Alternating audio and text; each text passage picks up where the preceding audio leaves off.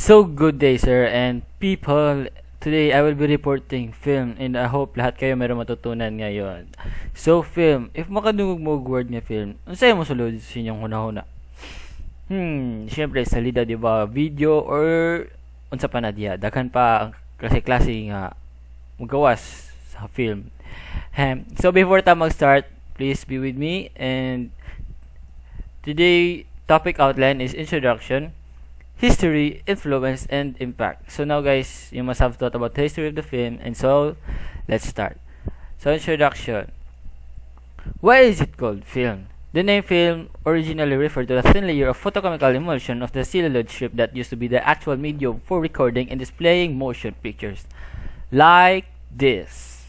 So hi guys, muna siya ang sample ako sa raw film tape. So if dili na may sulod ang raw film tape, kini wala lang ko raw film tape kay kuwasang dito nagdala ng Manila. Dili pag isulod mo na siya dire, batch butanin mo dire. So pag i-capture mo na dia, bang balen kuan din mo to otro ang raw film tape, then i-play mo sa any nga play o gamit ang raw film tape is tawag na motion picture or film, diba? So kita niyo ang wall film tape sa next slide. So, yeah. So, moto na to na istoryan ganiya, film tape. So, ang film tape is film in video production. Film tape is used to mark scenes in cues, label film canisters in audio recordings, and to repair and splice film strips. It is usually made with a low-tack adhesive that allows it to be removed without damaging the film or other surface it is applied to. So, muna siyang ginagamit sa pag-film ang film tape. Like, imo na siyang i-move. So, sama sa ipakita na ko ganiya. So, yeah. So, now, the history of the film. So, history of film. Film was invented in the 19th century with the development of motion picture cameras and celluloid film. The earliest films were short, silent, black and white clips, but filmmakers soon began experimenting with longer narrative films. Sound recording technology was introduced in the late 1920s, leading to the production of talking pictures. Throughout the 20th century, film evolved rapidly with the development of new genres, technologies, and techniques. Film became an important medium or political and social commentary. With the emergence of independent and art house cinema, today, film continues to evolve and adapt to new technologies and audiences, with digital filmmaking and online distribution platforms becoming more prominent. So yeah, grabe gid ang history sa film no kay so na silent pa ang film, then evolve na dayon na sila sound black and white pag yun, tas sunod-sunod na say colored, di ba? Grabe yun. So sa gipang istorya nako ganya sa history sa film is na mga tao ato, like nay tao sa silent era, sa black and white era, o sa pag na din mga music era sa film. So yeah, who invented films? The invention of film is the result of the work of many people over time, like I said, rather than a single inventor. However, one of the most important figures in the history of film is Thomas Edison, who is credited with inventing the first motion picture camera, known as the kinetograph. In 1891, Edison teams also developed the first film studio known as the Black Maria and made several short films using the kinetograph. So yeah. Other important figures in the early history of film include Louis Lumiere and his brother Auguste Lumiere, who invented the cinematograph, a camera and projector that allowed films to be projected onto a screen for a large audience. Cinema, diba? In short, cinema. The Lumiere brothers are credited with creating the first public film screening in 1895. Another important figure in the history of film is George Eastman, who invented the celluloid film in the 1880s, which allowed films to be recorded and projected with greater flexibility and durability. So, who is George Eastman? So, George Eastman was an American entrepreneur and inventor, most notably known for founding the Eastman Kodak Company and inventing the handheld camera. He was also the pioneer of popularizing photography as a hobby for the masses. So, familiar mo ng Kodak Company, katong yellow na logo. So, siya ang inventor, George Eastman. So why did Eastman invented camera? Eastman wanted to simplify photography to make it available to everyone, not just trained photographers, but for everyone. In 1883, Eastman announced the invention of a new kind of film that came in rolls. So what are the inventions of George Eastman? So the inventions of George Eastman is the Kodak camera, roll film, which is ang roll film is ang katong tong roll film tape. Yeah. So Kodak and Kodak number 1. So muna si George Eastman. Yes. So next is the Lumiere brothers. Lumiere brothers, French inventors and pioneer manufacturers of photographic equipment who devised an early motion picture camera and projector called the cinematograph. Auguste Lumiere and his brother Louis Lumiere created the film La Sorte des Ouvriers de Louis Lumiere in 1895, or the translate to English, Workers Leaving the Lumiere Factory, which is considered the first motion picture. So, mo ni ang La Sorte de Louis Lumiere sa ilang invention. So, mo ni ang Workers Leaving the Lumiere Factory. So, what did the Lumiere brothers invented? The cinematograph. In 1895, the Lumiere brothers gave birth to the big screen, thanks to their revolutionary camera and projector, the cinematograph. So, next is Thomas Edison. Thomas Edison was an American inventor and businessman who received over 1,000 patents for his inventions, including the electric light bulb, the phonograph, and the motion picture camera. He also founded the Edison General Electric Company and established the world's first industrial research laboratory in Menlo Park, New Jersey. Edison inventions and innovation have profound impact on the modern world. So, what are the inventions of Thomas Edison? Is the incandescent light bulb, the phonograph, and the motion picture. So, muna si Thomas Edison, born in February 11, 1847, Milan, Ohio, United States, and died in October 18, 1931, West Orange, in New Jersey, United States. Sorry, nagilupad na ako. So, yeah. So, who is Edward Muybridge? Edward Muybridge, 1830-1904, was an English landscape photographer known for his pioneering work in photographic studies of motion and motion picture projection. He is most famous for his work in the 1860s and 1870s, in which he used multiple cameras to capture the motion of a galloping horse, which led to the development of the zoopraxiscope, an early device for projecting motion pictures. So, man yung example ni Muybridge nga iyang gi-invented. So, mo na siya ang, kung tawag pa ang isa kani, mo na siya ang film tape. So, pag imo nang i-play og pass or continuous is like, mo na siya ang marag film. Like, sunod-sunod, like per frame. Yes. So, mo na ang zoopraxiscope, like, each one clip, pag imo na siyang i-continuous is mo na siya like short video or short clip. So, what is zoopraxiscope and how does it work? So, the zoopraxiscope is an early device used for projecting animated moving pictures, invented by Edward Muybridge in the 1870s. So, it projects a series of still images arranged in a sequence of rotating glass discs, mo ni siya, and creating the illusion of motion when projected onto a screen.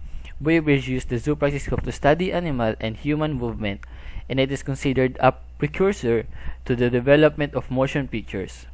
So, muna si Edward Muybridge. Yeah. So, who is Louis Le Prince? So, Louis Le Prince was a French inventor who is widely credited as the inventor of the first motion picture camera and projector. He was also the first person to shoot develop a moving picture in a sequence, which was recorded on paper film in 1888. Le Prince is considered to be a pioneer of cinematography. In his work is said to have laid the foundation of modern filmmaking. He is also the first person to make a film round a garden scene. Nanay makita sa YouTube ang round a garden scene. Like more 30 seconds sa man ata ni. Yes. So now nanata sa mga era. So guys, kailan ni Charlie Chaplin? Unsa man siya? Yes, Sim, comedian, syempre, and also a director and actor. Kabantay mangguro mo nga iya mga video kay wala siya istorya, wala music. Na music pero like gi-insert la like for like funny background music ba. So wala pa man sila istorya good ana, wala pa sound sa una like gi sa pawan ra gid og background music. Yeah. Mo nang gitawag na sa era na silent era, 1880s, 1920s. In film history, the first movies were without synchronized sound, but that didn't stop them from being widely popular. Cinema was a new an expensive form of entertainment, unlike the theater which required live actors played to an audience of one at any time. So nisikat pag yun sila Charlie Chaplin, like daghan pag yun sa silent era, dili lang si Charlie Chaplin. Kabalo mo man sikat sila tungod sa cinema. Ipakita lang sa cinema like atong cinematograph atong gi-invent nila Lumiere Brothers. Unlike sa theater guys nga live actors like para sa Rodelsa, di ba? Mag role play dia. Yep. So muna si Charlie Chaplin. So muna ang ilang gamit sa una no, ingani sila mag-shooting sa una. Unlike karon nga grabe gid dagan na kay sobra na gid ang grabe na jud ang technology. Yes. So the next is The Talkies, 1927. In 1927, the Jazz Singers released synchronizing sound and images for the first time. The 1952 comedy Singin' in the Rain is a depiction of difficult shift to talking pictures that had taken place just 25 years before, with a number of silent stars finding themselves unemployable as films began to rely more on voice acting than a body language and facial expression. So muna Jazz Singers in the Singin' in the Rain. Makita niyo niya siya sa YouTube or sa mga other na website. So the rise of the horror movie in the 1931. Horror movies existed very early in the film history, but they had a renaissance in the 1930s when Dracula, Frankenstein, and the Mummy and the Invincible Man, King Kong and the Bride of Frankenstein, and the Werewolf of London were all produced within 4 years of one another. So many ang Werewolf of London. So the next is the Mouse That Roared, Walt Disney in the 1920s. Walt Disney arrived in Hollywood in the 1920s and started producing more moving cartoons painted directly onto film cells. In 1928, he produced Steamboat Willie. Kani. Kasi nakita niya sa YouTube nga naga-drive si Mickey Mouse sa ilang barko, di ba? So by the 1940s, Disney produced feature films including Pinocchio, Fantasia, and Bambi. Yan ang mga movie guys kay childhood kay ba. So Disney creation of Mickey Mouse was a turning point in his career, as the character quickly became a cultural phenomenon and helped establish Disney as a major player in the animation industry. So the studio system. Dili ta makaibo og film without them, no, mga studio, no, without their help. Studios like MGM, Paramount, RKO, Columbia, and Warner Brothers made careers with a snap of finger and controlled almost the entire film industry. Television kneecaps the studios, 1950. In the early 1950s, television emerged as a major competitor to Hollywood studios. The popularity of TV led to a decline in movie attendance, forcing studios to adapt their strategies to remain relevant. Some studios responded by producing their own TV shows, while others focused on making bigger and more spectacular films that would draw audience back to theaters. So the new Hollywood. Lately, in retrospect, some film critics argue that Hollywood's actual golden age is in the 1970s, when surely spectacular films like The Godfather or The Exorcist, Jaws, Apocalypse Now, and the even 1977 Star Wars. So the black filmmakers step on the scene in 1971. In 1971, a group of black filmmakers, including Melvin Van Peebles, Gordon Parks, and Ossie Davis, released a series of groundbreaking films that marked a significant turning point in the representation of black stories and perspectives in American cinema. These films, collectively known as the blaxploitation genre, feature black actors and deal with issues of race, identity, and social justice. So the history of blaxploitation is kabate mo ng movie nga puro na black people, like Shaft. Kita nakita Shaft na. Ako kita na ko Shaft 1, Shaft 2, Shaft 3. Abot ko na ba 3 or wala. Basta kita na ko ni Shaft tanan niya movie kay puro ra gyud back, even iyang lolo is a assassin or agent, basta na nagsunod-sunod din siya mga anak ug apo. So the way indie cinema steps into the light 1989 rather. In 1989, a low-budget independent called Sex Lies and Videotape became a surprise hit and helped to usher in a new era of independent cinema. Directed by Steven Soderbergh, the film explored issues of intimacy and communication in relationships and was praised for its innovative storytelling and unconventional characters. So, MTV killed the radio star in 1983 to 1990. MTV launched in 1981 rapidly became a force to be reckoned with an cable television, ostensibly a music channel. It was also an enormous force for the creation and marketing of short films, some of which had incredibly high production values. Like for here in the Philippines, we have Mix Channel. Yes, like puro regular siya music video. Like i-play mo diya ang Justin Bieber sa kay mga Selena Gomez o guban pa. So YouTube killed the movie star, influencers, cat videos, and toy unboxings. YouTube killed the movie star. It is a phrase that suggests that rise of YouTube and other online video platforms has changed the way that people consume media and entertainment, where traditional forms of media such as movies and television slowly ground to online features, cat videos, and toy unboxings, and other forms of user-generated content. So dili na nagsugod ang mga vlogger, mga content creators. So instead of by the way sa YouTube, instead of magtagad pa ka sa Mix Channel or sa MTV nga mo play ang Justin Bieber nga Yummy, igo na lang nimo i-search sa YouTube Justin Bieber Yummy. So maditso na nimo mag-play no kina naman si YouTube. So pag imo pa siyang tanawon sa Mix Channel, magtagad pa ka like bisag kung sa pang music video aya ang Justin Bieber nga Yummy nga song.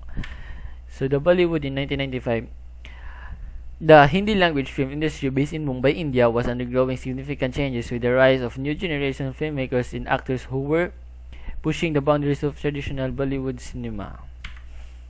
So the history of film in the Philippines dates back to the early 90s with the introduction of silent films from the United States. The first Filipino produced film was The Dalagang Bukid or The Country Maiden, was released in 1919 and marked the beginning of thriving film industry that would grow throughout the 20th century. Directed by Jose Nepomuceno. Sumuni si ang director. Sumuni ni ang Dalagang Bukid nga was the first Filipino produced film.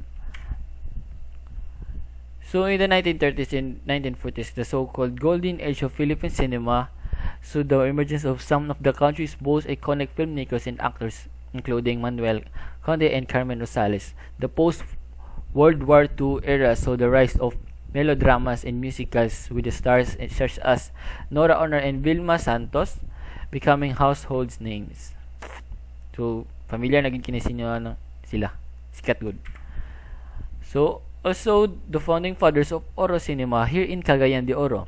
The late former mayor of Cagayan de Oro, Ruben Arcano, in his lifetime partner in journalism and the arts, Lorenzo M. de la Serna, have been honored as the founding fathers of Cagayan de Oro films. The two were accorded the Golden Giant Fish Award for Lifetime Achievement in Cinema during the awarding rites for the 3rd Cinema de Oro Film Festival held at Kuramata, Barangay Makasandig, Cagayan de Oro on December 17, 2022.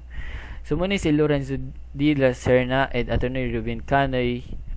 Kana siya guys, si Attorney Ruben Canoy is siya tagya itong radio station diya at Bangsamogs. Kalimat ko. So also Sir Joe Bacos is a filmmaker based in Cagayan de Oro City, Philippines. He said, much of what is lost to the sands of time will never be recovered. Tonight, however, join us in celebrating a forgotten piece of the sprawling puzzle that is Mindanao cinema. The festival's artistic director, himself a multi-awarded filmmaker recognized here and abroad. So, ang gi-mention ni Sir Joe Bacos nga the festival's artistic director is in Barangay Makasandig in December 17. And also, Mike Parr wrote the screenplay and directed the full-length movie Sa Imong Lawas ug Dugo in 1979. Robert Nichols, although it was mostly shot in Cebu, it involved some local Cagayanon actors. Was produced by Ruben Canoy. My hazy memory notwithstanding, I reckon the movie tackled and provided a mature treatment of extramarital affairs considered a societal taboo, revolving around dilemma of a child born out of a wedlock, hence the title. So, Rona Cano and Robert De La Serna received the Golden Giant Fish Award for Lifetime Achievement in behalf of their fathers, Ruben and Lorenzo.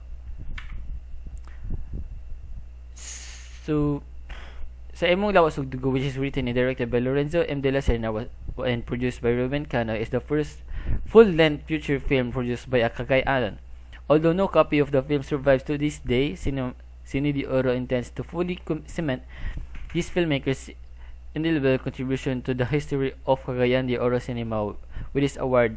The movie was simultaneously premiered in Cebu and at the Rizal Theater in Cagayan de Oro to an SRO crowd. Thanks to RMN station promotion of the movie and the strong following of Canoy's daily commentary, Perspective also aired over the same station. So sayang kay guys, no, wala na ang film nila karon. So summary of this history of film. The history of film is a rich and diverse story that spans more than a century of innovation, creativity, and cultural change. From the early days of silent cinema to the rise of talkies, the studio system, the new Hollywood, and the digital age, film has always been a dynamic and evolving art form that reflects the society and culture from which it arises. So the influence of film on society and culture is immense and far-reaching. Whether the drama, comedy, action, or documentary films can provide powerful insights into the human experience, helping us to understand more ourselves and each other better. Film can also be powerful for social and political change. In addition, its impact on social cultural issues, film has also played a significant role in development of technology and media. So the impact of film has significant impact on society and culture, affecting our beliefs, attitudes, and values. It has the power to entertain, educate, and inspire audiences, and can provide powerful insights into the human experience. Film can also be a force on social and political change, shining a light on important issues and inspiring action. So, good luck. May the force be with you, my brother.